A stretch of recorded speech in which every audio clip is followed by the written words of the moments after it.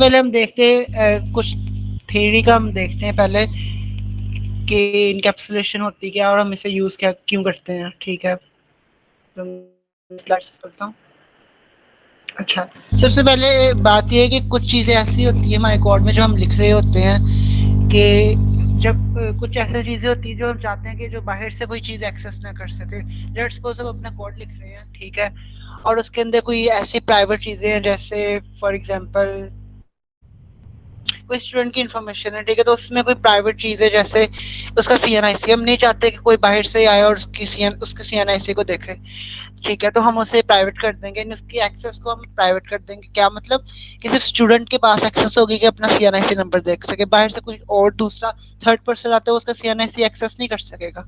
ठीक है, एक तो इसकी वजह ये होती है, ठीक है, इनकैप्सुलेशन करने की, कि हम चाहते हैं कि हमारी जो ऐसी चीज़ें जो सिर्फ हम अपने लिए कर रखना चाहते हैं, ठीक है, जो ज़रूरी है सिर्फ हमारे लिए, उनको हम प्राइवेट कर देते हैं। ठीक है, और ताकि बाहर से कोई यानी प्राइवेट करने के बाद इनकैप्सुलेट कर देते हैं। इस तरह उस इनकैप्सुलेशन डिपेंड करती है कि आपने कौन सा एक्सेस मॉडिफायर यूज़ किया। ठीक है, तो आगे जाके हम पढ़ते हैं एक्सेस मॉडिफायर कौन कौन से होते हैं। ठीक है, अच्छा, अब फिर देखते हैं हम, जिस तरह ये कुछ एनालॉजीज हैं, जिस तरह our home is an object, ठीक है, उसमें किचन और बेडरूम है। जब हमारे घर कोई आता है तो हम उसे मोस्टली ड्राइंग रूम में ही बिठाते हैं। ठीक है, हम उन्हें अपने किचन या बेडरूम्स में नहीं लेकर जाते, ठीक है, क्योंकि वो प्राइवेट है। सेम उसी तरह हमारा मोबाइल नंबर है, वो एक एट्रीब्यूट है हमारा पर्सन का।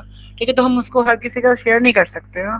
ठीक है, ऑल्दो वो प्राइवेट नहीं है, तो बिल्कुल प्राइवेट नहीं है, पर उसे हम हर किसी के साथ शेयर भी नहीं कर सकते। ठीक है, उसी तरह एक और एनालॉजी है कि जब हम अपन जाते हैं, we do not allow other access और कॉल अवर सर्टेन बिहेवियर, यानी जब हम जैसे कुछ बिहेवियर से जो सिर्फ हमारे लिए, जैसे शॉपिंग करने जाते हैं, हम खुद जाते हैं, ठीक है, हमारे लिए कोई शॉपिंग तो नहीं करता ना, हम खुद का खाना खाते हैं, कोई हमारे हिस्से का खाता तो नहीं है ना। इस तरह हम तो ये काम हमसे एक स्टूडेंट के या एज अ पर्सन हमारे से हम पर मतलब से रिलेटेड है, कोई और तो इसे नहीं करेगा ना हमारे लिए, तो ये हमसे है तो इसे प्राइवेट करना पड़ेगा। तो उसी तरह सिमिलरली जब आप कार चला रहे होते हैं, ऑटोमेटिक कार, ठीक है, आपको उसके गियर्स को चेंज करने की जरूरत नहीं पड़ती है, खुद ब खुद ऑटोमेटिकली चेंज हो जाते हैं। ठीक है, आपको नहीं पता कि पीछे बिहाइंड द सीन क्या हो रहा है। ठीक है, आपको बस ये पता है गियर चेंज हो रहे हैं। ठीक है, तो इसका क्या मतलब, जो बिहाइंड जो चल रहा है सारा कुछ, वो क्या है, प्राइवेट है। ठीक है, वो आपको नहीं पता, पर वो काम आपका हो रहा है। ठीक है, उसी सिमिलरली हम इनकैप्सुलेशन इसलिए करते हैं कि ताकि या तो हमारी जो चीज़ें हैं ना वो इस तरह हो जाए कि वो बाहर आउटसाइड ऑफ द वर्ल्ड उसे एक्सेस ना कर सके, और सिर्फ जो हम चाहते हैं ना जो एक्सेस करना वो सिर्फ एक्सेस कर सके। ठीक है, वो डिपेंड करता है एक्सेस मॉडिफायर पे। तब एक्सेस मॉडिफायर कौन क्या होते हैं? एक्सेस मॉडिफायर ये कीवर्ड्स होते हैं जैसे पब्लिक, प्राइवेट, प्रोटेक्टेड, और अगर कोई एक्सेस मॉडिफायर ना इन तीनों में से लिखा तो वो बाय डिफॉल्ट होता है। ठीक है, ये चार तरह के एक्सेस मॉडिफायर हैं। ये करते क्या है, ये किसी भी मेथड के साथ लगते हैं, मेथड की मतलब किसी भी मेथड एट्रीब्यूट्स वगैरह के साथ लगते हैं, तो बताते हैं कि वो कहाँ कहाँ एक्सेस हो सकते हैं। ठीक है, हम आगे भी डिस्कस करते हैं कि एक्सेस मॉडिफायर कौन सा, कितनी उसकी एक्सेस है। ठीक है, जिस तरह अभी एक यहाँ पे कुछ नहीं एक्सेस मॉडिफायर लिखा है, तो इसका क्या मतलब है कि जो एक्सेस मॉडिफायर है ना वो बाय डिफॉल्ट क्या है, डिफॉल्ट। अब डिफॉल्ट एक्सेस मॉडिफायर क्या होता है कि आप इस इंट आईडी को ना, इस आईडी के एट्रीब्यूट को with in the same package आप एक्सेस कर सकते हैं। अब इसका क्या मतलब, पैकेज क्या होता है, पैकेज को आप समझ ले एक फोल्डर है। ठीक है, अब ये एक इधर अगर मैं एक फोल्डर बनाऊं, ठीक है, एक पैकेज, ठीक है, इधर अगर मैं फोल्डर बनाऊं एक्सेस मॉडिफायर्स,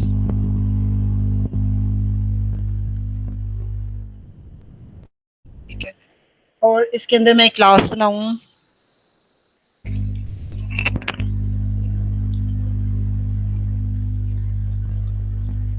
ये पब्लिक क्लास है।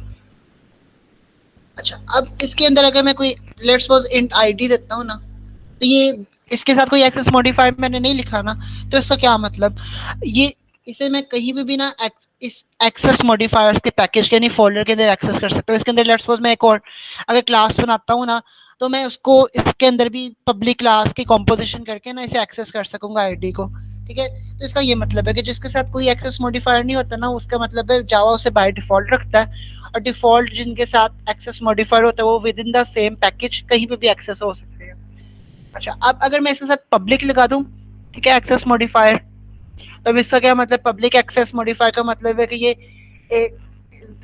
कहीं पे भी आपके ना, ये आपका जो पूरा बना है ना, इसे कहते हैं, इसे आपका लेट्स सपोज इसे समझ लिया आपके पूरा एक फ़ोल्डर, मतलब एक बड़ा फ़ोल्डर है, यानी जो आपका जो मेन फ़ोल्डर है ना एसआरसी, इसके अंदर आप कहीं पे भी एक्सेस कर सकते हैं।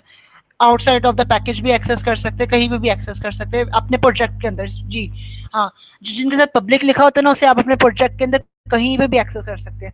ये जो मैं इंट्रोडक्शन है ना, इंट्रोडक्शन, इसे आप समझ लीजिए आपका ये एक प्रोजेक्ट है, ठीक है, इंटेलिजे पे आपके प्रोजेक्ट बनते हैं आईडी पे, ठीक है, आपका एक पूरा मेन फोल्डर बनता है, उसके अंदर सब पैकेजेस बनते हैं। तो आपका अगर कोई है ना मेथड हो गया या एट्रीब्यूट हो गया जिसका साथ पब्लिक लिखा है, तो उसका मतलब है वो कहीं पे भी प्रोजेक्ट में ना आप उसे कहीं पे भी एक्सेस कर सकते हैं। और एक चीज आती है प्राइवेट, ठीक है, ये तीसरा एक्सेस मॉडिफायर है। अभी प्राइवेट का एक्सेस मॉडिफायर का क्या मतलब, इसे आप सिर्फ एक क्लास के अंदर एक्सेस कर सकते हैं, यानी इस आईडी को आप सिर्फ पब्लिक की क्लास के अंदर, ये जो इसकी अपनी क्लास है ना, इसे कहीं पे भी एक्सेस कर सकते हैं। इसके बाहर आप इसे कहीं एक्सेस नहीं कर सकते, ठीक है। जैसे मैं अभी इसे हम अभी के लिए डिलीट कर देते हैं, इसका काम हो गया। अभी इधर हम आते हैं, अगर हम इधर प्राइवेट इसे करते हैं आईडी को, इसे मैं अगर प्राइवेट कर दूं आईडी को, और मैं मेन क्लास में जाके इसे एक्सेस करने की कोशिश करूं, s2.id, तो हम यहाँ पे ये रेड कलर का शो कर रहा है, एरर दे रहा है, क्या कह रहा है, आईडी हैज प्राइवेट एक्सेस, यानी क्या है, जो आईडी है ना वो आपके पास क्या है, वो प्राइवेट है, तो उसे आप कहीं और एक्सेस नहीं कर सकते।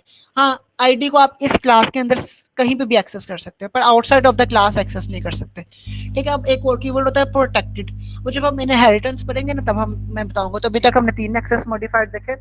Private, with in the same class आप एक्सेस कर सकते हो उस एट्रीब्यूट या मेथड को कहीं पे भी, with in the same class. फिर आता है public, with in the same package भी कर सकते हो और आउटसाइड ऑफ द पैकेज भी आप एक्सेस कर सकते हो। और फिर आता है डिफॉल्ट एक्सेस मॉडिफायर, जिसे आप सिर्फ within the same package access कर सकते हो। ये 3 पॉइंट्स हैं, ठीक है, एक्सेस मॉडिफायर के, जो कि जरूरी है, ठीक है। प्रोटेक्टेड जब हम आगे देखेंगे भी थोड़ा, यहाँ तक किसी को समझ ना आई हो, अगर किसी को कोई क्वेश्चन हो किसी किसी भी तरह का कि, अगर नहीं तो फिर हम आगे करते हैं, ठीक है। अच्छा, अब इनकैप्सुलेशन की हम डेफिनेशन देखते हैं।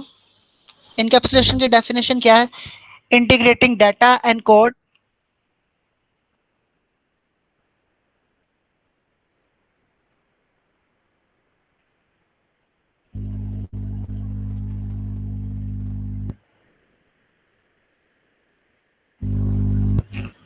देखें private class import, class private नहीं होती, ठीक है, आप क्लास प्राइवेट नहीं हो सकती, ठीक है। आप इंपोर्ट भी कर लेंगे ना पर फिर भी आप एक्सेस नहीं कर सकेंगे। क्लास प्राइवेट नहीं होती, क्लास के अंदर जो मेथड्स और वो एट्रीब्यूट्स होते हैं ना वो प्राइवेट होते हैं। क्लास को आप कहीं भी इंपोर्ट कर सकते हैं, पर जो उसके अंदर जो प्राइवेट चीज़ है ना वो आप एक्सेस नहीं कर सकेंगे, ठीक है, एक्सेस नहीं कर सकेंगे। अगर आप इंपोर्ट भी कर लेना तो एक्सेस नहीं कर सकेंगे। प्राइवेट चीज़ें सिर्फ एक क्लास के अंदर ही एक्सेस हो सकती हैं, ठीक है। बात समझ आइए आपको, ठीक है। अच्छा, अब हम डेफिनेशन देख रहे थे इनकैप्सुलेशन की।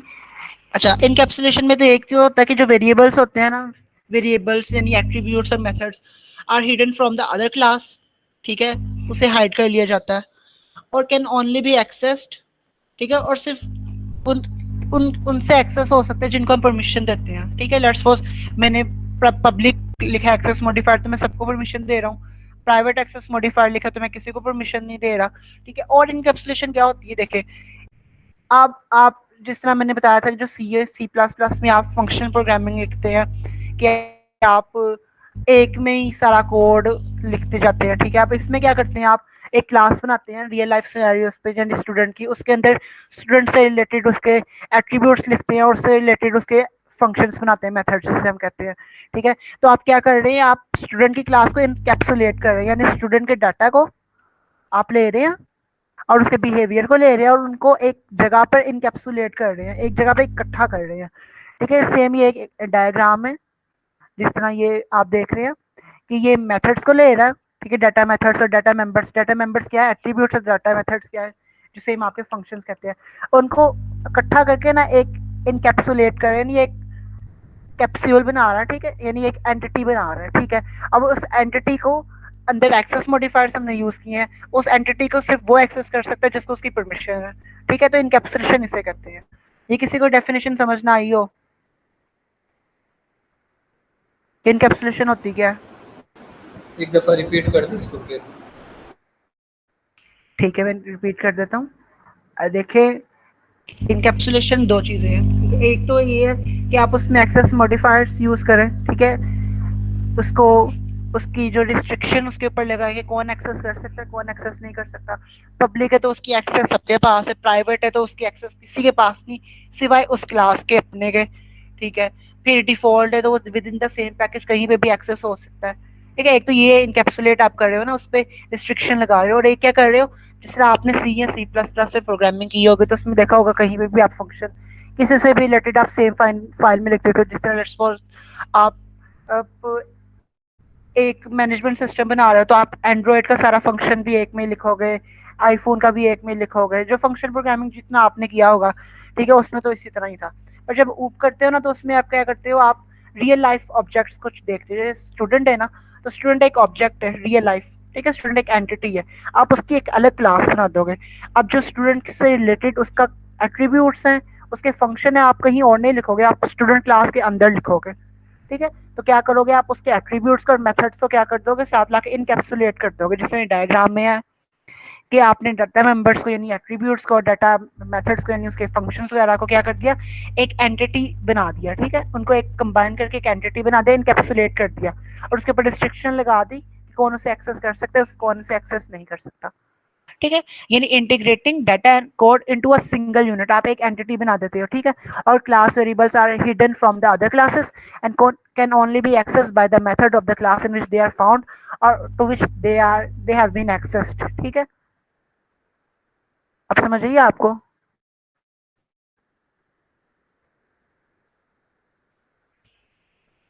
ठीक है। अच्छा, अब हम थोड़ा सा कोड करके देखते हैं।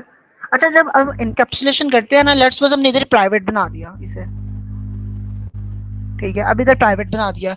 अब इशू इसमें से ये आता है कि अगर मैंने इस आईडी को प्राइवेट बना दिया है, तो अगर मैं लेट्स सपोज कंस्ट्रक्टर में आईडी पास नहीं करता, ठीक है, तो मैं इस आईडी को तो एक्सेस कर ही नहीं सकता। तो आईडी असाइन कैसे होगी? जिस तरह मैं एन नेम को कहते, मैं तो इस तरह कर ही नहीं सकता, S Y is equal to 2, इस तरह तो मैं कर ही नहीं सकूंगा क्योंकि मैंने तो कंस्ट्रक्टर में आईडी पास ही नहीं की, ठीक है। इशू आ गया ना? अब इसको क्या करना है, का सोल्यूशन क्या है? अब इशू दोबारा मैं बताता हूँ क्या है। आईडी को हमने क्या कर दिया, प्राइवेट कर दिया, ठीक है। अब आईडी को अगर मैं कंस्ट्रक्टर में पास ना करूं, ठीक है, तो, तो मैं से बात, अगर मैं पास नहीं किया तो वो इनिशियलाइज क्या होगा, बाय डिफॉल्ट वैल्यू से जीरो हो गई। तो अगर मैं बाद में इनिशियलाइज करना चाहता हूँ तो आईडी को तो मैं एक्सेस कर ही नहीं सकता, तो मैं उसे इनिशियलाइज कैसे करूंगा? एक ये एक इशू है ना। तो इसके इशू को सॉल्व करने के लिए हमने ना दो फंक्शन, दो टाइप्स के ना हमारे फंक्शंस होते हैं। एक होता है गेटर्स और एक होते हैं सेटर्स, ठीक है। ये फंक्शन बनाए हमने गेटर सेटर, ठीक है। अब गेटर सेटर क्या करते हैं, वो इन्हीं जो प्राइवेट चीज, प्राइवेट एट्रीब्यूट्स होते हैं ना, उनको गेट करने के लिए और सेट करने के लिए यूज होते हैं, ठीक है। अब आप कहेंगे कि अगर हमने गेटर सेटर ही बनाने थे तो हमने प्राइवेट क्यों किया? देखिए, प्राइवेट जब आप अगर आप प्राइवेट नहीं करते ना, तो इस आईडी को जब आप एक्सेस करेंगे ना इधर, तो आप इसे डायरेक्ट एक्सेस कर रहे हैं, ठीक है, इधर कोई रिस्ट्रिक्शन नहीं लगी, ठीक है। पर अगर मैंने प्राइवेट करके गेटर सेटर बना दिया ना, ठीक है, तो अब मैंने रिस्ट्रिक्शन लगा दी है कि आप इसे डायरेक्ट एक्सेस नहीं कर सकते। अगर आपने एक्सेस करना है तो आपको गेटर से या सेटर से एक्सेस करना पड़ेगा। अब लेट्स सपोज कुछ चीजें आती हैं जिसे आप चाहते हो कि आप सेट कर सको, गेट ना कर सको, यानी सिर्फ आप उसकी वैल्यू इनिशियलाइज कर सको जब चाहो आप, पर आप उसकी वैल्यू को गेट ना कर सको, ठीक है। तो आप इसे सिर्फ सेटर कर दो। और आप ऐसी चीज चाहते हो कि जो सेट ना हो सके, ठीक है, यानी उसकी वैल्यू आप इनिशियलाइज सिर्फ कंस्ट्रक्टर बनते वक्त करो और उसके बाद आप उसे सेट ना कर सको, तो आप क्या करो, सिर्फ उसका गेटर बना लो, ठीक है। और दोनों चीजें भी आप बना सकते हो। कोई वेरिएबल है, एट्रीब्यूट जो प्राइवेट है, उसको आप गेट और सेट मतलब डायरेक्टली एक्सेस नहीं कर सकते, पर आप उसे एक्सेस किस तरह कर सकते हो, गेटर सेटर बनाकर। ये गेटर सेटर क्या है, ये एक सिंपल फंक्शन होते हैं, ठीक है, मेथड जिसे हम कहते हैं। इसे लिखने का तरीका क्या है, जैसे सेम फंक्शन होते हैं, ठीक है। मैं 1 मिनट आपको बताता हूँ।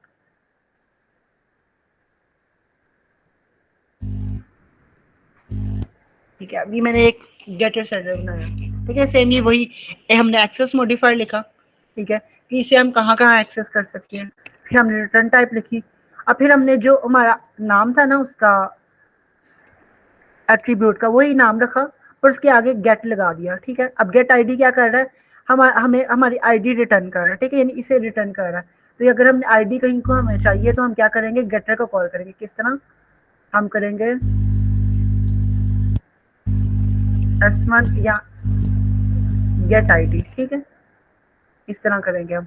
और सेट आईडी, सेटर में क्या है, अच्छा आप देखें, गेट है ना, तो रिटर्न इसके जो हमें पैरामीटर में तो हम कुछ पास नहीं करेंगे, क्यों, क्योंकि हमें कुछ हम तो अपनी क्लास इन्फॉर्मेशन ले रहे हैं ना, मुझसे तो कुछ दे तो नहीं रहे ना।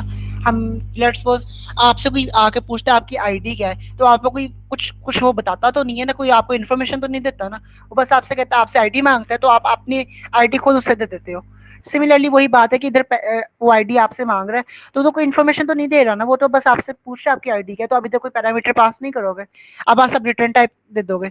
अच्छा, अब सेट कर रहा है वो, ठीक, अब एक सेटर है, अब उसका क्या तरीका होता है, पब्लिक इसकी रिटर्न टाइप हमेशा वर्ड होती है। अच्छा, जो गेटर की रिटर्न टाइप होती है ना, वो हमेशा वही होती है जो आपकी, जो आप रिटर्न कर रहे हो ना आईडी, तो वो होगी आपकी रिटर्न टाइप, यानी आईडी रिटर्न कर रहे हो तो इंट होगी, लेट्स सपोज आप नेम रिटर्न कर रहे हो तो इधर स्ट्रिंग होगा, कुछ और रिटर्न कर रहे हो, बूलियन रिटर्न कर रहे हो तो इधर बूलियन रिटर्न टाइप होगी।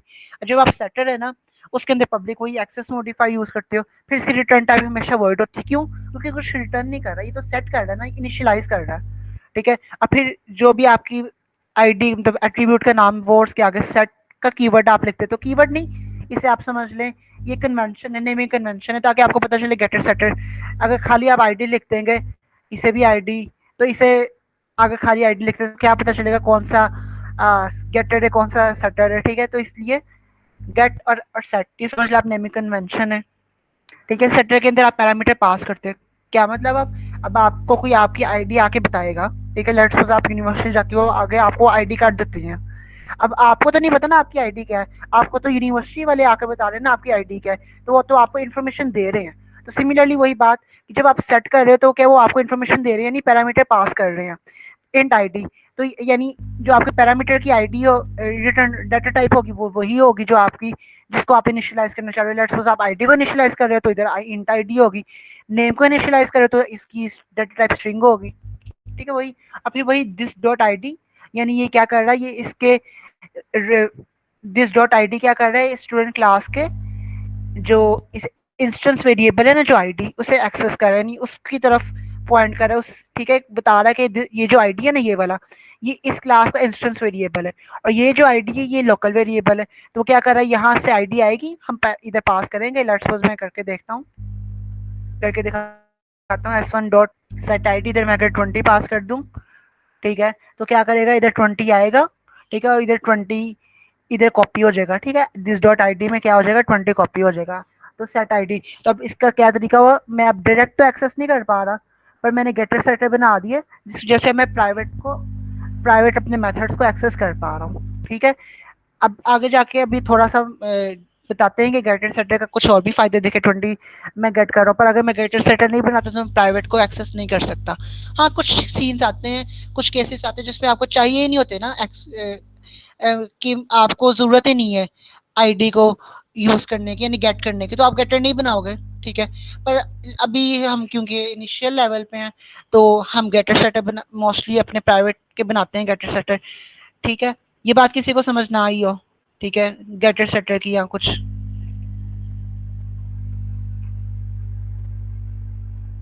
किसी का कोई क्वेश्चन हो। समझ आ गई है। अच्छा, ठीक है, अब हम देखते हैं अपने ना गेटर सेटर को यूज करने का एक और भी फायदा। लेट्स सपोज आपके पास आप यूजर से CNIC ले रहे हैं, नहीं, लेट्स CNIC नहीं, आईडी ले रहे हैं, लेट्स सपोज दोबारा, ठीक है। तो अब आईडी तो आपको पता है हमेशा 1 जीरो जीरो से ग्रेटर होती है 1 2 3 5 7 9 13 15 जो भी आईडी हो, पर वो तो माइनस में तो कभी भी नहीं होती आईडी, किसी की आईडी जीरो भी नहीं होती। तो आप क्या कर सकते हो, आप सेटर में फंक्शनैलिटी ऐसे कोड लिख सकते हो कि अगर यूजर आईडी क्या करे, जीरो या जीरो से कम दे तो उसे एरर दो, और अगर वो सही आईडी देता है, ठीक है, तो उसे इनिशियलाइज कर दो। अब क्या मतलब, इधर हम लिख सकते हैं if ID is greater than 1 sorry 0, तो क्या कर दो, दिस डॉट आईडी कर दो, एल्स क्या कर दो। अभी हमने इसमें एक टर्म होती है एक्सेप्शनल हैंडलिंग, ठीक है, उस एरर्स वगैरह प्रिंट करने के लिए यूज होते हैं, वो अभी हमने पढ़े नहीं, आगे जाके जब हम पढ़ेंगे तब करेंगे। अभी हम सिंपल प्रिंट कर देते हैं ऐसा आउट में इनवैलिड आईडी।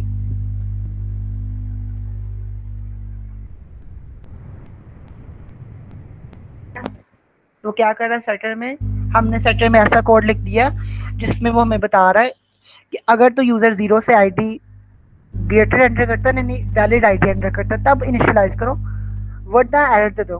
अब इसका क्या मतलब कि देखो, अगर हम सेटर में इस तरह की फंक्शनैलिटी नहीं लिखते तो क्या करेगा यूजर, यूजर को लेट्स सपोज नहीं पता, वो तो कुछ भी एंटर कर देगा, वो माइनस में एंटर कर दे, ठीक है, आईडी या कुछ, अभी तो आईडी है, कल को कुछ और चीज आती है, जिस तरह CNIC आता है, ठीक है, तो CNIC में आपको पता है कि लेट्स सपोज 15, लेट्स सपोज हम कहते हैं 15 डिजिट नंबर है CNIC, ठीक है, मुझे एग्जैक्ट नंबर नहीं पता, पर लेट्स सपोज हम करते हैं 15 है, तो इधर हम लिख सकते हैं अगर तो यूजर 15 वर्ड डिजिट एंटर करता है तो उसे एक्सेप्ट करो, अगर उससे कम करता है तो एरर प्रिंट करो कि इनवैलिड CNIC है, ठीक है।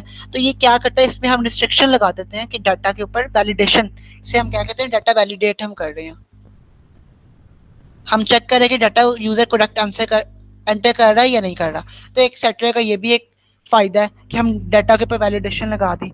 अब जब सेट गेट सेट पे यूज कर रहे होते हैं ना, तो हम अच्छी प्रैक्टिस ये है कि हम जब ये हमने कंस्ट्रक्टर बनाए, से मैं ऊपर शिफ्ट कर देता हूँ,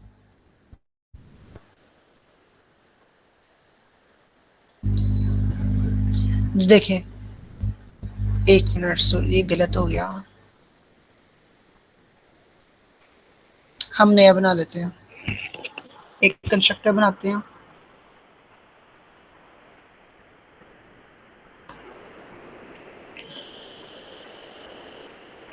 ठीक है, ये एक कंस्ट्रक्टर बना लिया, ठीक है, सारे वेरिएबल्स का, इसमें आईडी भी है, ठीक है, एक जिसे हम डिलीट कर देते हैं,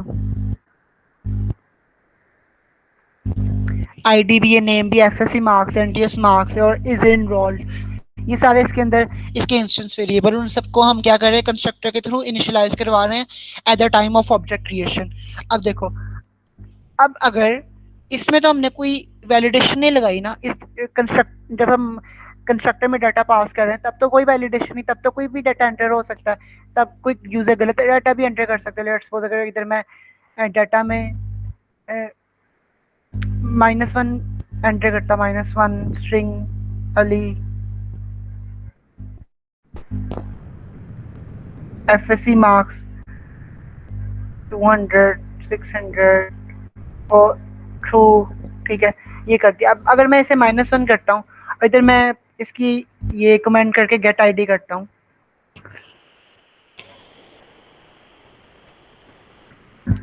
देखो -1 तो स्टोर हो गया, पर हमने तो डाटा वैलिडेशन लगाई थी, तो ये ऐसा क्यों हुआ, हमने डाटा वैलिडेशन लगाई है, तो वो डाटा वैलिडेशन हमने कब कहाँ पे लगाई है, सेट आईडी के फंक्शन में। तो यानी क्या मतलब, जब हम सेट आईडी का फंक्शन कॉल करेंगे ना, तो सिर्फ वो वैलिडेशन वहां पे काम करेगी, ठीक है। तो ऑब्जेक्ट क्रिएशन के वक्त तो हमने, यानी कंस्ट्रक्टर में तो हमने कोई वैलिडेशन लगाई नहीं, तो वहां पे तो काम ही नहीं करेगी। तो अगर लेट्स सपोज हम अभी इधर -1 करके देखते हैं, ठीक है, तो इधर एरर देगा वो, जो कि हमने ये तो वो इधर ही स्टोर हो गया ना वैलिडेशन, ये इधर प्रिंट हुआ है, हम इधर इसे यहाँ से हटा देते हैं, ठीक है, अब रन करके देखते हैं। अब देखें, हमने -1 एंटर किया ना, तो आईडी हमारे पास प्रिंट एरर आ गई, इनवैलिड आईडी, और जो आईडी थी वो स्टोर नहीं हुई, यानी 0 जो उसकी डिफॉल्ट वैल्यू वो है, ठीक है। तो अब इसको सही करने का तरीका क्या है, तो इस ये एक प्रॉब्लम है ना छोटी सी, कि हमारी अगर हम ऑब्जेक्ट क्रिएशन के बाद अपनी आईडी को एंटर कर रहे हैं तब तो ठीक काम करी वैलिडेशन। पर अगर हम कंस्ट्रक्टर में आईडी पास करते हैं तो अगर कोई यूजर गलत आईडी पास करता है तो तब तो वो कोई वैलिडेशन नहीं लगा रहा। तो इसलिए अच्छी प्रैक्टिस ये होती है कि अगर आपने किसी चीज़ पे वैलिडेशन लगाई है तो वो आप कंस्ट्रक्टर में उसी कंस्ट्रक्टर में ही सेटर्स को कॉल कर दो, सेट आईडी, इधर आईडी पास कर दो। ठीक है, अब क्या मतलब कि देखिए इधर भी मैंने this dot I D is equal to I D लिखा था और इधर भी मैं this dot I D is equal to I D लिख रहा हूँ, तो यानी हमारा कोड क्या रिपीट हो रहा है। एक तो ये वजह कोड रेपिटेशन आपने कम करनी है, और दूसरा ये कंस्ट्रक्टर में वैलिडेशन नहीं थी तो मैंने उधर ही सेट आईडी का कॉल कर दिया और उसके पैरामीटर में आर्गुमेंट में मैंने आईडी पास कर दिया ये वाला। अब क्या करेगा ये, जब मैं इधर पास करूंगा आईडी को, जब मैंने इधर आईडी पास की -1 तो क्या किया उसने, -1 इधर गई। ठीक है, वो सेट आईडी वाला फंक्शन कॉल हुआ, उधर आर्गुमेंट में -1 गया, वो इधर आया। ठीक है, उसने देखा आईडी क्या है, लेस देन 0 है। ठीक है, तो वो आईडी उसने चेक की 0 से ग्रेटर नहीं, तो इसको स्किप करके वो इस पे आ गए इनवैलिड आईडी। उसने एरर प्रिंट किया और फिर उसने, क्योंकि यहाँ पर दिस डॉट इनिशियलाइजेशन नहीं हो रही थी तो जो गेट आईडी था उसमें उसकी डिफॉल्ट वैल्यू 0 पर ही थी। ठीक है, तो इससे क्या हुआ कि हमारी कंस्ट्रक्टर में भी वैलिडेशन लग गई। सिमिलरली हम इधर नेम पर भी लगा सकते हैं एफएससी के मार्क्स, एफएससी सबके गेटर सेटर बना के ना, एफएससी एनटीएस मार्क्स। ठीक है, क्योंकि मार्क्स भी तो हमारे पास 0 से कम नहीं हो सकते ना, 0 हो सकते हैं मार्क्स पर 0 से कम नहीं हो सकते, पर मोस्टली 0 भी नहीं मार्क्स होते क्योंकि कोई अगर बच्चा अप्लाई करा तो जरूरी तो नहीं उसके 1100 में से 0 मार्क्स हो, ऐसा तो पॉसिबल ही नहीं है। तो ना 0 हो सकते हैं ना नेगेटिव हो सकते हैं, मोस्टली वो 0 से ज़्यादा ही होंगे। तो हम एफएससी पे भी गेटर सेटर बनाकर इसे प्राइवेट केस पे वैलिडेशन लगा सकते हैं, एनटीएस पे भी लगा सकते हैं। हाँ ये अच्छा एक बात, ज़रूरी नहीं है कि आप गेटर सेटर सिर्फ उनके भी बनाएं, उन्हीं के बनाएं जो प्राइवेट हो, आप इसके भी बना सकते हैं जो प्राइवेट नहीं है, पर हम नहीं बनाते। हम गेटर सेटर उसी सूरत में उन्हीं एट्रीब्यूट्स से बनाते हैं जो प्राइवेट हो। अब एक अच्छी प्रैक्टिस ये होती है कि जो आप अपने इंस्टेंस वेरिएबल होते हैं ना मोस्टली उनको प्राइवेट रखते हो, यानी इन सबको प्राइवेट करते हो आप। ठीक है, और इन सब पे गेटर सेटर बनाते हो आप। ठीक है, और इनकी वैल्यू को इनिशियलाइज करते हो या जब एक्सेस करते हो ना तो आप गेटर सेटर को यूज करते हो। ये एक अच्छी प्रोग्रामिंग प्रैक्टिस है, ये एक अच्छी इनकैप्सुलेशन है। क्या क्या आपने इन सबको अपनी जो सारा जो कोड है ना उसे इस तरह इनकैप्सुलेट कर दिया क्योंकि कोई बाहर से उसे डायरेक्ट एक्सेस नहीं कर सकता। वो एक्सेस करेगा तो कैसे करेगा, गेटर सेटर से करेगा। इनकैप्सुलेशन आई गेस इतनी ही है। अब हम थोड़ा सा अपनी स्लाइड्स देखते हैं। ये वही है कि एक्सेस मॉडिफायर से। ठीक है, अच्छा अब जिस तरह मैंने बताया कि कल दिखाया था कि हमारा ये एक ऑब्जेक्ट है। ठीक है, ID, mobile number, marks, marks 2। अब मोबाइल नंबर के हमारे पास प्राइवेट है। ठीक है, तो जब आप s1 डॉट मोबाइल नंबर करोगे तो क्यों, क्योंकि वो प्राइवेट है, इसके ऊपर समझ लिया आप लॉक लगा हुआ है तो आप ये एरर देगा। जिस तरह मैंने वहाँ पे आईडी को एक्सेस किया तो वो रेड साइन हो गया था ना, एरर दे रहा था कि प्राइवेट एक्सेस है। तो वही बात वो कह रहा है। Let's say we want student ID भी पॉजिटिव नंबर, वो एक गेटर सेटर कि हम उसे प्राइवेट कर देंगे और उसका गेटर सेटर बना लेंगे। ठीक है, और फिर उसकी वैलिडेशन लगा देंगे। इससे क्या होगा कि हम डाटा करप्शन नहीं हो सकेगी। जब डाटा सही एंटर होगा तो डाटा अच्छी बात है, अगर डाटा गलत एंटर होगा तो करप्शन हो सकती है, हम आगे जाके बग्स आ सकते हैं। ठीक है, वही कि आप एट्रीब्यूट को प्राइवेट क्यों करते हो, डाटा वैलिडेशन करते हो क्यों, तो जब प्राइवेट करते हो तो आप गेटर सेटर की मदद से आप डाटा एंटर और रिट्रीव कर रहे होते हो। तो जब आप एंटर डाटा गेट सेटर की मदद से करते हो तो आप वैलिडेशन लगा देते हो। ठीक है, आप प्राइवेट सेट नहीं, आप अपने ऑब्जेक्ट्स को प्राइवेट बना ताकि कोई बाहर से एक्सेस ना कर सके। ठीक है, और वही ये बातें जो मैंने बताई हैं। गेटर सेटर बनाने का तरीका कि आप उसके आगे एट्रीब्यूट के नाम के आगे गेट और सेट लिख देते हो।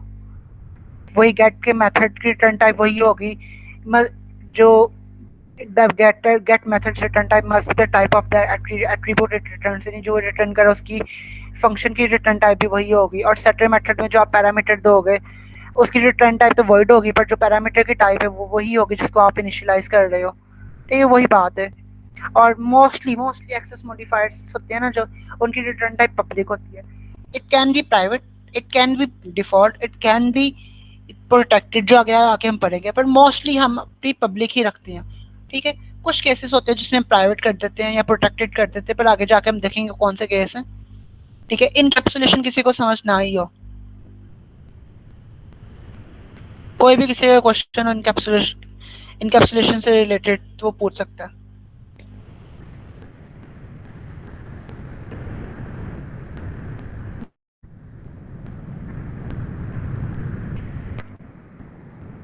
समझ आ गई है। मैं दो अच्छा, अब हम कॉम्पोजिशन देखते हैं।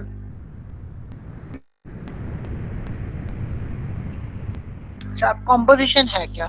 सबसे पहले अच्छा, एक कंस्ट्रक्टर से थोड़ा सा रिलेटेड कॉन्सेप्ट है, वो मैं बता दूं कि जिस तरह मैंने कल बताया था कि हम कंस्ट्रक्टर ओवरलोडिंग कर सकते हैं। जैसे मैं एक और कंस्ट्रक्टर बना सकता हूँ यहाँ पर, पब्लिक स्टूडेंट इंट आईडी, ठीक है। शायद मैंने नीचे बनाया हुआ है, उसे मैं डिलीट कर दूं, ठीक है। इधर मैं सेट आईडी को लेट्स सपोज कर देता हूँ, ठीक है। ये कंस्ट्रक्टर है जिसमें सिर्फ मैं आईडी पास कर रहा हूँ, ठीक है। ये कंस्ट्रक्टर ओवरलोडिंग है, ठीक है। अब देखिए यहाँ पे भी सेट आईडी है, यहाँ पे भी सेट आईडी है, तो कोड तो फिर रिपीट हो रहा है। तो अगर तो हमने एक कंस्ट्रक्टर के अंदर दूसरे कंस्ट्रक्टर को कॉल करना हुआ ना, तो उसका तरीका क्या होता है कि हम जिस तरह मैंने बताया था कि आप यूज क्या करते हो, एक फंक्शन को या दूसरे एक फंक्शन को या एक क्लास के अंदर उसके जो होते हैं इंस्टेंस वेरिएबल, उनको एक्सेस करने के लिए क्या यूज करते हो सेम क्लास के अंदर, दिस का कीवर्ड।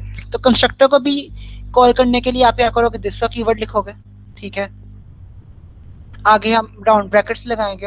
अब इसके अंदर जिस कंस्ट्रक्टर को कॉल करना है उसके जो जो पैरामीटर्स आपने पास करने हैं, जो जो आर्गुमेंट्स है वो उधर पास कर दो, ठीक है। अब अगर मैं इसे खाली छोड़ता हूँ तब भी चलेगा, क्यों? देखो मैंने कल बताया था कि जब कंस्ट्रक्टर ओवरलोडिंग हम करते हैं ना, तो जिस कंस्ट्रक्टर को हम कॉल करते हैं ना, तो रन टाइम कंपाइल टाइम पे सॉरी डिसाइड हो जाता है, ठीक है, उसके आर्गुमेंट्स देकर, ठीक है, कि कौन से कंस्ट्रक्टर को कॉल कर रहा है। क्योंकि हमारे पास एक ऐसा कंस्ट्रक्टर भी है जिसके अंदर नो आर्गुमेंट कंस्ट्रक्टर भी है, ठीक है, कोई आर्गुमेंट नहीं है। तो अगर मैं ऐसे लिखूंगा तो वो इसे कॉल कर देगा। अगर मैं इसके अंदर आईडी पास करूंगा तो देखेगा कंपाइल टाइम पर किस कंस्ट्रक्टर को कॉल कर रहा है, वो इस कंस्ट्रक्टर को कॉल कर देगा।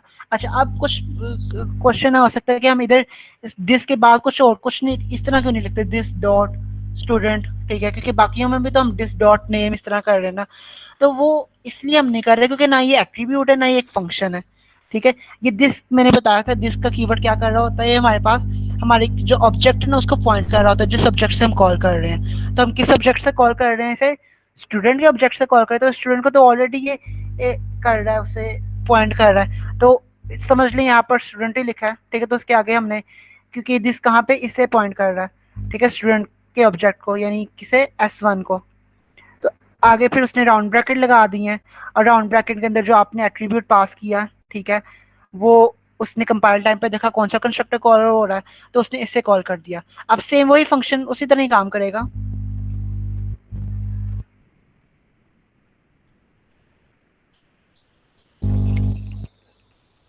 देखिए अभी भी वही सिंपल, हम इधर वन देकर देखते हैं अब। तो अब इसका फ्लो क्या हुआ, इधर हमने ऑब्जेक्ट बना, आईडी, उसने कंस्ट्रक्टर को कॉल किया, कंस्ट्रक्टर इधर आया, इस उसने देखा दिस आईडी वाला कंस्ट्रक्टर कॉल हुआ है, वो इधर इधर चला गया, ठीक है। वो इधर आया, उसने सेट आईडी को देखा, सेट आईडी का वाला फंक्शन कॉल हुआ है, वो सेट आईडी वाले फंक्शन में आ गया।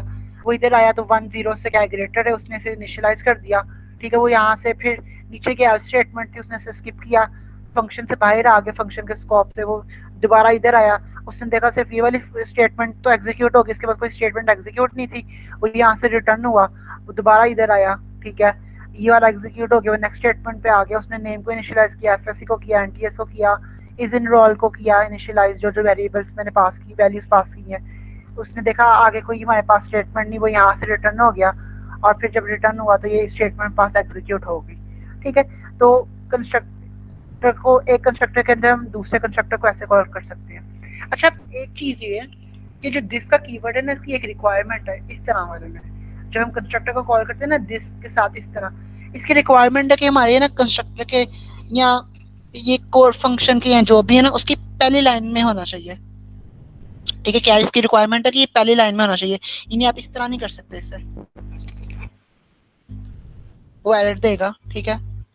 वो क्या एरर देगा कि call to this must be first statement in constructor body, यानी कंस्ट्रक्टर की बॉडी में ये वाली स्टेटमेंट पहली लाइन पे होनी चाहिए।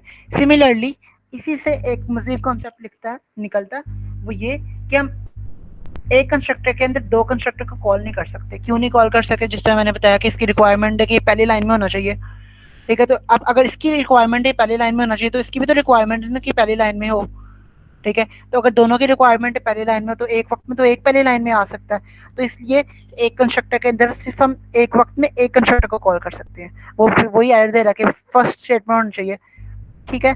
तो यानी सिर्फ हम एक कंस्ट्रक्टर को कॉल कर सकते हैं। हाँ, इसके अंदर हम किसी इसे कॉल कर सकते हैं, दिस डॉट, इसे ऐसे, ठीक है, कोई मसला नहीं। पर इसके अंदर भी फिर हम सिर्फ एक कंस्ट्रक्टर को कॉल कर सकते हैं। तो इन शॉर्ट क्या कि दिस और आगे जो हम कंस्ट्रक्टर को कॉल करते हैं इस की मदद से, उसकी रिक्वायरमेंट है कि वो कोड की पहली लाइन में हो, यानी कंस्ट्रक्टर की बॉडी की पहली लाइन में हो, ठीक है। ये एक छोटा सा कॉन्सेप्ट था, ये किसी को समझ ना आया हो। ये कभी कभार इसमें एरर वाले क्वेश्चंस में आ जाता है, ठीक है, ये वाला दिस वाला, या ये जो मैंने अभी आपको कोड का फ्लो बताया ना कि वो वहां से कंस्ट्रक्टर कॉल हुआ, कंस्ट्रक्टर से फिर वो दूसरे कंस्ट्रक्टर में गया, फिर वो फंक्शन में गया, फंक्शन से रिटर्न होकर दोबारा वही सारा जो मैंने फ्लो बताया, ये पेपर में इसी तरह आता है हमारे पास। वो पूछता है इसकी आउटपुट क्या होगी, ठीक है। आप जहां मर्जी, जितना मर्जी आगे चल जाए, इनहेरिटेंस में चल जाए, आगे कॉन्सेप्ट में, ये जो कोड का फ्लो है ना, इसी तरह के क्वेश्चन आएंगे। कोड का फ्लो बताएं आप, ठीक है, कौन सी स्टेटमेंट पहले आएगी, कौन सी स्टेटमेंट बाद में एग्जीक्यूट होगी, ठीक है। तो ये आपने हमें जब भी कोई चीज पढ़ रहे हो तो इस पे आपने फोकस करना है, आपने देखना है कि आपका कोड का फ्लो क्या है, क्योंकि ये क्वेश्चन आएंगे पेपर में। आपका भी जो मिड बनेगा उसके अंदर ये सारे क्वेश्चन इसी तरह के होंगे। एक दफा रिपीट कर दें। ठीक है, मैं कर देता हूँ रिपीट कि आपने एक ऑब्जेक्ट बनाया, आईडी आपने 1 पास किया, आप उसने कंपाइल टाइम पर देखा कौन सा कंस्ट्रक्टर कॉल हो रहा है जिसके अंदर 5 पैरामीटर्स हैं, ठीक है, ये वाले। वो गया, उसने देखा इसमें 5 पैरामीटर्स हैं, उसने इस वाले कंस्ट्रक्टर को कॉल कर दिया। उसकी पहले लाइन में है, उसने देखा कि एक और कंस्ट्रक्टर कॉल हो रहा है, उसने देखा कौन सा कंस्ट्रक्टर कॉल हो रहा है जिसमें आईडी पास हुई है, उसने देखा तो वो इस कंस्ट्रक्टर में आ गया, ठीक है। इस कंस्ट्रक्टर की पहली लाइन में आया तो उसने देखा सेट आईडी वाला फंक्शन कॉल हो रहा है, वो सेट आईडी वाले फंक्शन में चला गया। वो इधर आया तो उसने देखा ये वाली स्टेटमेंट ट्रू थी, उसने ये वाली लाइन एग्जीक्यूट की, एल्स में वो एग्जीक्यूट किया। अब फंक्शन के बाद कुछ बचा नहीं था, वो वर्ड थे तो रिटर्न हो गया, ठीक है। वो दोबारा रिटर्न होके इधर आया, ठीक है। अब इसके बाद तो कोई नीचे लाइन नहीं है, यानी फंक्शन हमारा कंस्ट्रक्टर खत्म हो गया, तो रिटर्न हुआ। वो दोबारा इस कंस्ट्रक्टर में आया, ये वाली लाइन एग्जीक्यूट हो गई है। अब वो इस लाइन में आया, उसने ये एग्जीक्यूट की, फिर ये एग्जीक्यूट की, फिर ये एग्जीक्यूट की, फिर ये एग्जीक्यूट की। जब उसने ये एग्जीक्यूट कर दी तो यहाँ से रिटर्न हुआ, ठीक है। जब यहाँ से रिटर्न हुआ तो यानी दोबारा फिर इधर आ गया, ठीक है, और फिर ये हो गया। ये दिस आईडी की समझ नहीं आई, ये सेकंड कंस्ट्रक्टर है, ये कैसे बनाया? आपने कल का लेक्चर नहीं लिया था? मेरा आज पहला लेक्चर है। अच्छा, कंस्ट्रक्ट ये ना एक कंस्ट्रक्टर ओवरलोडिंग है, ठीक है। आप क्या करते हो, सेम नाम से ना आप एक से ज्यादा कंस्ट्रक्टर बना सकते हो, ठीक है। पर रिक्वायरमेंट क्या होनी चाहिए कि जिसके पैरामीटर्स है ना वो अलग होने चाहिए, ठीक है। मैं ये नहीं कर सकता, देखो इसमें आईडी है, नेम है, एफएससी है, एनटीएस है, बूलियन, एनरोल है ना। मैं चाहूँ तो मैं एक और कंस्ट्रक्टर बना सकता हूँ जिसमें सिर्फ मैं आईडी पास करूँ।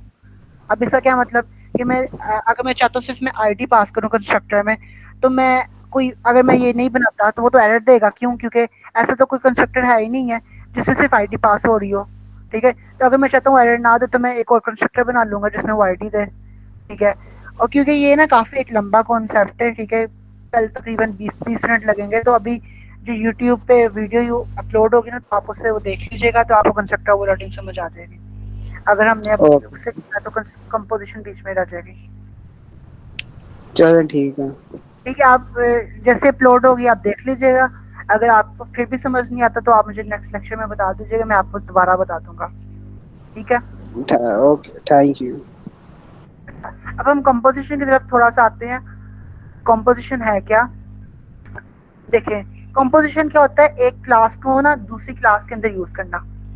अगर शॉर्ट वर्ड में करूँ, अगर इन शॉर्ट में कहूँ, अच्छा आप इसकी मतलब क्या देखें, मैंने एक स्ट्रिंग है, एक क्लास है, ठीक है, बिल्ट इन क्लास है, ठीक है, उसको मैंने अपने स्टूडेंट के क्लास के अंदर यूज किया।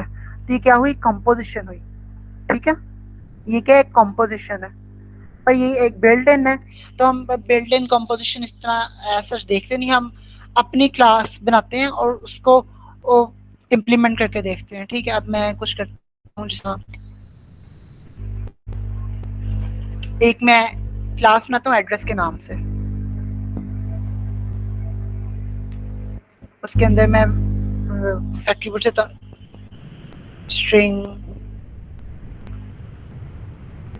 स्ट्रिंग पोस्टल एड्रेस, स्ट्रिंग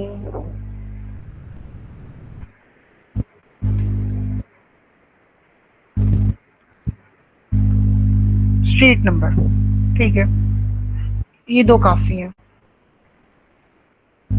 इसे इंट रख देते इसे इंट रख देते हैं, ठीक है, ताकि थोड़ा सा अलग हो। ठीक है, मैंने एक एड्रेस की क्लास में जिसमें हमारा स्ट्रीट नंबर है और हमारा पोस्टल एड्रेस है स्ट्रिंग में, ठीक है। आप इसे इंट भी ले लें, कोई मसले वाली बात नहीं, ठीक है। अच्छा, अब मैं इसे अपनी क्लास के अंदर यूज, अब देखो कंपोजिशन हम यूज क्यों करते हैं, देखें। अब लेट्स सपोज हमारे पास एक क्लास है, इसके अंदर मैंने ये दो स्टूडेंट का एड्रेस लिखना है, तो मैं ये दो इधर बना देता हूँ, ठीक है। ठीक है, मैंने इधर बना दिया ये एड्रेस, में इन दोनों को जिस तरह कंस्ट्रक्टर में पास कर दूं, सारा गेटर सेटर बना दूं, प्राइवेट कर दूं, सारा वही काम है। अब अगर मैं कल को एक और क्लास बनाता हूँ, जैसे लेट्स सपोज इंस्ट्रक्टर, फिर बनाता हूँ मैं एम्प्लॉय, फिर मैं कुछ एक और दो क्लास बनाता हूँ, इंस्ट्रक्टर का भी एड्रेस होगा, एम्प्लॉय का भी एड्रेस होगा, कोई फैकल्टी मेंबर है या कोई कैफे, जिस तरह आप कैफे में जो काम करते हैं, या कोई एडमिशन ऑफिस में जो एडमिशन ऑफिस के जो मेंबर्स हैं जो काम कर रहे होते हैं, और इसके अलावा ट्रांसपोर्ट ऑफिस है, इन सब का जो डाटा है, इन सब का तो एड्रेस है, ठीक है। तो मैं क्या सब में ये वाली दो गेटर सेटर बनाऊंगा, कंस्ट्रक्टर में पास करूंगा, ये दो एट्रीब्यूट्स बनाऊंगा। अभी तो दो एट्रीब्यूट्स है, लेट्स सपोज 10 एट्रीब्यूट्स है, जिसमें हाउस नंबर भी है, सिटी नेम है, कंट्री है, सारा कुछ है, ठीक है। तो मैं वो 10 एट्रीब्यूट क्या हर किसी मतलब स्टूडेंट में बनाऊंगा, एम्प्लॉय में बनाऊंगा, सब 10-15 जो क्लासेस है उन सब में बनाऊंगा, तो कोड रिपीट हो रहा है, इसकी तो जरूरत नहीं है मुझे, चाहिए मुझे सब में है, पर ये तो इस कोड बार बार रिपीट होगा, कोड की लाइन ज्यादा होगी, तो ये तो एक अच्छी प्रैक्टिस नहीं हो के। तो हमारा एक बेसिक जो रिक्वायरमेंट क्या है, कोड रीयूजेबिलिटी हमने देखनी है कि इस तरह अपने कोड को करना है कि वो बार बार यूज हो सके। तो फिर हम क्या करते हैं, हम हर जगह लिखने की बजाय हम इसकी अलग क्लास बना देते हैं, ठीक है। अभी तो दो है ना, इसमें लेट्स 10 है, ठीक है। इसका कंस्ट्रक्टर बना लेते हैं, गेटर सेटर बना लेते हैं, ठीक है, जनरेट, ठीक है। अभी तो मेरे तो प्रैक्टिस है, तो मैं खुद नहीं लिख रहा, तो आप लोग तो अभी खुद मतलब बिगनर हैं, तो आप लोग तो इस तरह जनरेट मत कीजिएगा, आप लोग खुद लिखने की कोशिश करें, ठीक है। इस तरह आपको सिंटैक्स याद होगा, या कोशिश कीजिए अगर आपके टीचर नोट पैड यूज़ करे तो नोट पैड ही यूज़ कर ले, ठीक है। मैंने गेटर सेटर सारा कुछ है, हमारी क्लास बन गई।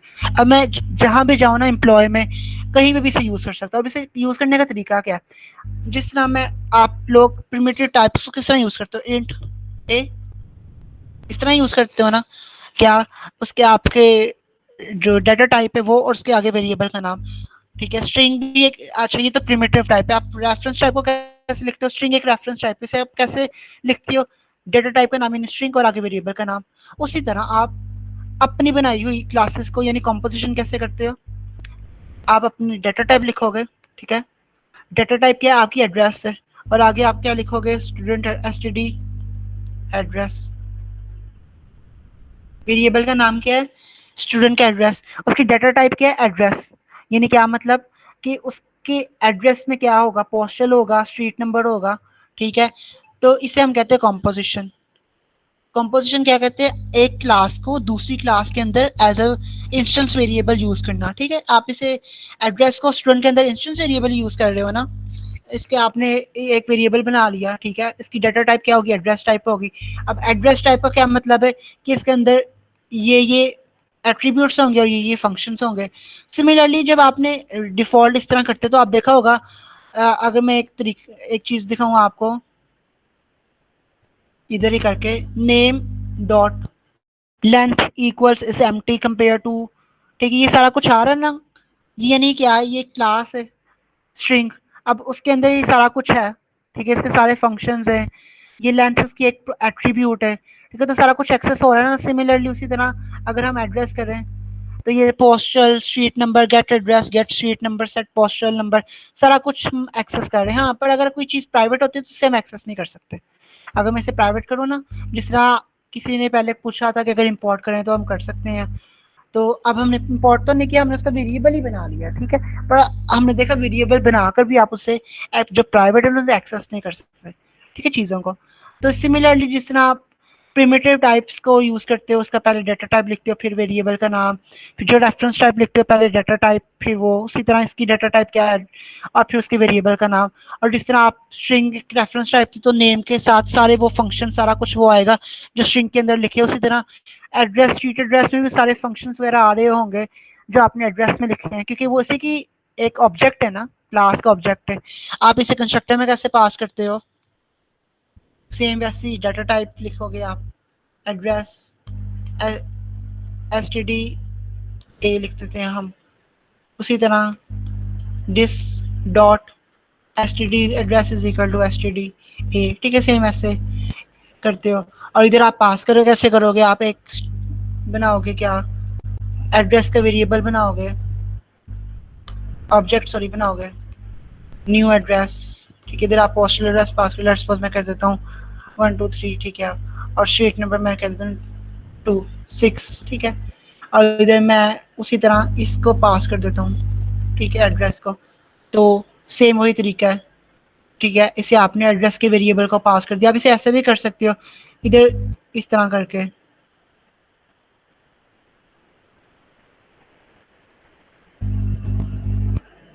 क्योंकि देखो आप इधर कंस्ट्रक्टर में वैल्यूज पास कर रहे हो ना, तो ये भी एक वैल्यू ही है, ठीक है। आप क्यों, क्योंकि वो लास्ट इंडेक्स पे यानी जो लास्ट पैरामीटर उसे क्या डिमांड कर रहा है, वो क्या कर रहा है, वो एड्रेस टाइप का एक ऑब्जेक्ट मांग रहा है, ठीक है, एड्रेस टाइप का एक ऑब्जेक्ट मांग रहा है। तो ये भी तो एक ऑब्जेक्ट ही है ना, न्यू एड्रेस, ठीक है।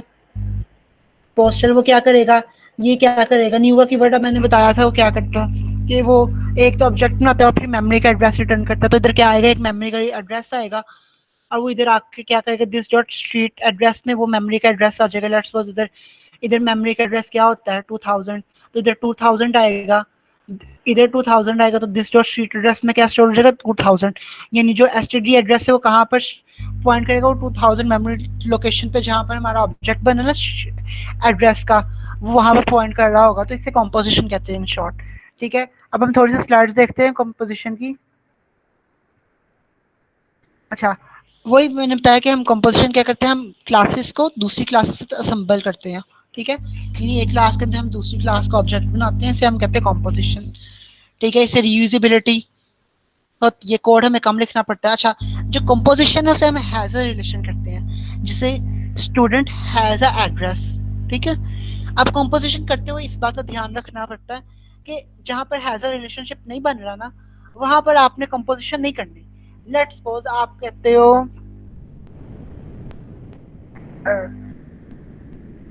एक क्लास है, लेट्स सपोज एनिमल की, ठीक है, और एक है CNIC की, ठीक है। फजूल सी एग्जांपल है पर समझाने के लिए। अब देखें, एनिमल हैज अ CNIC, ये तो पॉसिबल नहीं ना, इसमें तो कोई रिलेशन बन ही नहीं रहा। एनिमल की तो CNIC होती ही नहीं, कोई आईडी होती ही नहीं। तो इस तरह आप एनिमल के अंदर CNIC की कंपोजिशन, क्लास की कंपोजिशन कर ही नहीं सकते, ठीक है। तो बताने का मकसद क्या है, जब भी आपने कंपोजिशन करनी है, यानी किसी के अंदर किसी का ऑब्जेक्ट बनाना है, तो आपने करके देखना है कि इसके इनके दरमियान हैज़र रिलेशनशिप बन रहा है या नहीं, ठीक है। हैज़र से पहले क्या आएगा, जिस क्लास के अंदर आप बना रहे हो और जिस क्लास को यूज कर रहे हो वो हैज़र के बाद आएगा। क्या मतलब कि स्टूडेंट के अंदर आप बना रहे हो ना एड्रेस, तो स्टूडेंट हैज़, और जो इसके अंदर बना रहे हो वो बाद में आएगा। स्टूडेंट हैज़ एड्रेस जो कि पॉसिबल है, यानी कॉम्पोजिशन इसकी हो सकती है। पर अगर ऐसा कुछ सीन नहीं बनता हैज़ा के बाद, कोई इलॉजिकल सी बात है जिस तरह कैट हैज़ा CNIC, जो कि इलॉजिकल बात है, ऐसा पॉसिबल ही नहीं है, तो आप कंपोजिशन नहीं करोगे, ठीक है। तो इसलिए आपने हैज़ा करके देखना है।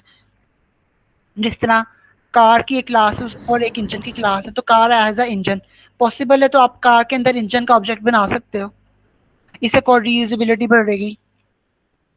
जी वही है कि एड्रेस आप एम्प्लॉय का भी है, सप्लायर का भी है, कस्टमर का भी है, तो आप इससे अच्छा कि आप हर जगह बार बार लिखो पोस्टल एड्रेस, सिटी, कंट्री वगैरह, आपने एक अलग से एड्रेस की क्लास बनाई और उनको सबके अंदर यूज कर लिया। इससे क्या होगा कि आपको बार बार यूज नहीं करना पड़ेगा। अब ये सारा कुछ वही है हैजर रिलेशनशिप पे। अब थोड़ा सा मेमोरी मैनेजमेंट देखते हैं कि होता क्या है। हमजा भाई 5 मिनट रह गए मीटिंग एंड होने में। ठीक है बस हो गया। अब देखिए इसकी थोड़ा सा मेमोरी देखते हैं क्या है। देखिए मैंने एड्रेस का एक ऑब्जेक्ट बना, ठीक है। अब वो उसके अंदर क्या था, लेट्स सपोज हम कह देते हैं एक ये हमारे पास स्ट्रीट नंबर और ये हमारे पास स्ट्रिंग थी जो हमारे पास क्या है, एक मिनट मैं देखता हूँ क्या है स्ट्रीट, हाँ पोस्टल, ठीक है। तो क्या करेगा वो पोस्टल, क्योंकि एक स्ट्रिंग है तो आपको भी पता है स्ट्रिंग एक रेफरेंस टाइप है। तो जो रेफरेंस टाइप है मैंने बताया भी था कल कि रेफरेंस टाइप होता है ना, उनके अंदर जो उनके वेरिएबल्स के अंदर क्या होता है, मेमोरी एड्रेस स्टोर होता है। तो इन्हें क्या मतलब कि जो स्ट्रिंग के अंदर आप जो भी लिखवाओगे ना वो कहीं मेमोरी में जाकर स्टोर बनेगा, क्रिएट होगा और उसका एड्रेस कहाँ पे आकर स्टोर हो जाएगा, पोस्टल में, ठीक है। तो क्या मतलब, ये तो हमारे पास सिमिलरली यहाँ पर ये इंटीजर था तो यहाँ पर 100,000 स्टोर हो गया। और ये स्ट्रिंग, ये आप इसे स्किप कर दें इस वाले को, एरो को, ठीक है। आप इसे देखें, ठीक है। यहाँ पर एक स्ट्रिंग है तो वो कहीं और जाकर बना है, लेट्स सपोज 4,000 पे बना है, तो 4,000 यहाँ पे आकर स्टोर हो जाएगा, ठीक है।